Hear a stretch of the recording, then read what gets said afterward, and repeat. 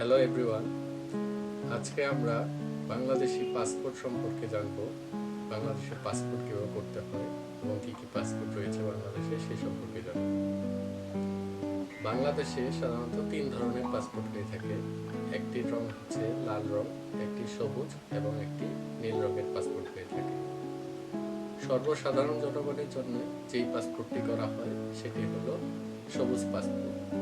এই যে আমার হাতে যে পাসপোর্টটি দেখছেন, এটি সর্বসাধারণের জন্য সবুজ পাসপোর্ট। এটাই মূলত সবাই করে থাকে। আজকে আমরা এই পাসপোর্ট কীভাবে করতে হয়, এটির জন্য কী কী প্রয়োজন সেই সম্পর্কে আমরা জানব।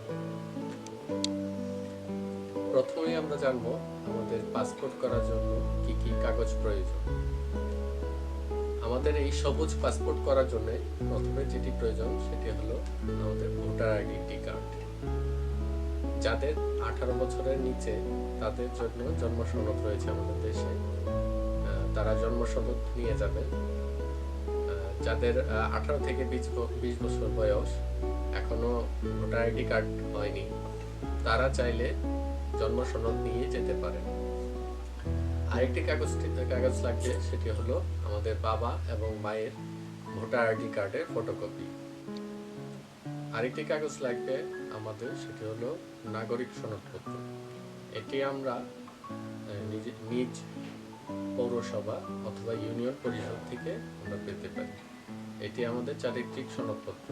যে কোনো চেয়ারম্যান অথবা মেয়র অথবা মেম্বার যে কোনো একজন আমাদেরকে এটি প্রদান করতে পারেন।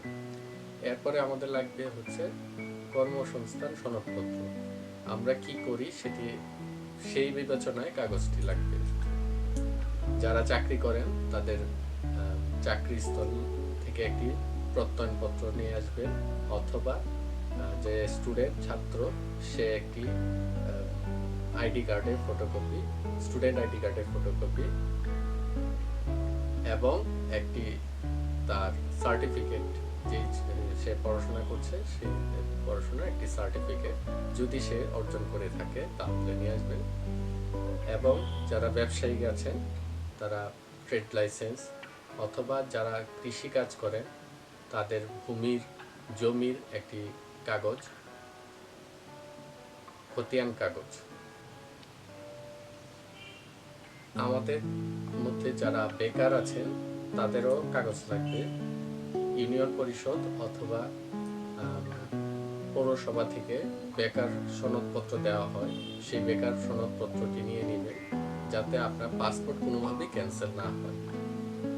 এরপরে আপনাদের কাগজ লাগবে হচ্ছে, আপনার যদি আগে কোনো পাসপোর্ট করা হয়ে থাকে তাহলে সেই পাসপোর্টের ফটোকপি, প্রথম পেজে যেই পেজে আপনার প্রথম ছবি রয়েছে, এমআরপি পাসপোর্ট যাদের রয়েছে এই ছবিটি দিয়ে দিবেন। এই সকল তথ্য সরকারের কাছে আছে। আপনার আগের পাসপোর্টে যেই তথ্যগুলো সেগুলো সরকারের কাছে আছে। এমআরপি পাসপোর্ট যদি আপনার থেকে থাকে, এর আগের পাসপোর্টও যদি থেকে থাকে সেটির ফটোকপি আপনি করে দিবেন। এরপরে লাগবে হচ্ছে আমাদের স্থানীয় ঠিকানা প্রদানের জন্য একটি প্রমাণপত্র। সেটির জন্য আপনি আপনার বাসার বিদ্যুৎ বিল, গ্যাস বিল অথবা টেলিফোন বিল, যে কোনো একটি বিলের কাগজ সাথে জমা দিবেন। পাসপোর্ট করবেন, সেই পাসপোর্ট করার জন্য একটি অনলাইন অ্যাপ্লিকেশন রয়েছে, epassport.com.bd ওয়েবসাইটে আপনারা পাসপোর্টটি অ্যাপ্লাই করতে পারবেন। ওই অ্যাপ্লিকেশন করে আপনি এই যে কাগজগুলো আমি বলেছি এই কাগজগুলো নিয়ে, কোনো ছবি লাগবে না, ছবি আপনাদের পাসপোর্ট অফিসে তোলা হয়, সেখানে গিয়ে জমা দিবেন। যেদিন জমা দিবেন সেদিনই ছবি তুলে আপনাকে একটা স্লিপ দেওয়া হবে। সেই স্লিপে আপনার ওয়েবসাইট একটি নাম্বার দেওয়া থাকবে, সেখান থেকে আপনি সার্চ করে দেখতে পারবেন কোথায় আপনার পাসপোর্ট আছে এবং কি পর্যায়ে আছে। কয়েকটি ধাপ রয়েছে, এর মধ্যে একটি ধাপ হচ্ছে আপনার পুলিশ ভেরিফিকেশন। যদি আপনার আগের পাসপোর্ট থাকে, পাসপোর্টে কোনো পরিবর্তন হয়, সেই পরিবর্তনের ক্ষেত্রে অনেক সময় পুলিশ ভেরিফিকেশন থাকে। পুলিশ ভেরিফিকেশন থাকলে সেটি আপনাকে পুলিশ ফোন দিতে পারে, নাও দিতে পারে। যদি ফোন দেয় তাহলে আপনি যেই থানায় আপনাকে ডাকবে সেই থানায় আপনি সাক্ষাৎ করবেন এবং যেই পেপারস নিয়ে যেতে বলবে সেগুলো নিয়ে যাবেন। আর যারা নতুন পাসপোর্ট করবেন তাদের পুলিশ ভেরিফিকেশন থাকেই, তাদেরকে যেতেই হয় থানায়, অথবা কনসালটেন্টের সাথে কথা বললেই এটি সমাধান হয়ে যায়। পাসপোর্ট এখন বেশি সময় লাগে না, 21 দিনের মধ্যে আমরা পাসপোর্ট, 21 কর্মদিবস এর মধ্যেই পাসপোর্ট পেয়ে যাই, বাংলাদেশি পাসপোর্ট। খুব বেশি সমস্যা থাকলে নিকটস্থ আপনার যেই ওয়েবসাইট আছে ওই ওয়েবসাইটে চেক করে দেখবেন, যদি পাসপোর্টে কোথাও আটকে থাকে আপনি সেখানে যোগাযোগ করবেন, কোনো সমস্যা থাকলে সেটি তারাই সমাধান করে দিবে। আর পাসপোর্ট আমি ময়মনসিংহ থেকে বলছি যেহেতু, তাই ময়মনসিংহ সম্পর্কে বলি। ময়মনসিংহে এখন পাসপোর্ট অফিস বলা যায় একটা দালাল মুক্ত হয়ে গিয়েছে। এইখানে চাইলেই আপনি নিজে অনলাইন করতে পারেন, অথবা নিকটস্থ আপনার বাসার আশেপাশে যদি কোনো অনলাইনে দোকান থাকে সেখান থেকে অ্যাপ্লাই করে পাসপোর্টের কাগজ জমা দিয়ে দিবেন।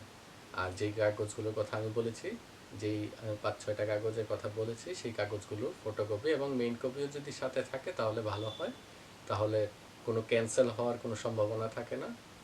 এবং পাসপোর্ট খুব দ্রুত সময়ে, সঠিক সময়ে আপনার পাসপোর্ট আপনার নিজে হাতে পেয়ে যাবেন। সবাইকে ধন্যবাদ। আসসালামু আলাইকুম।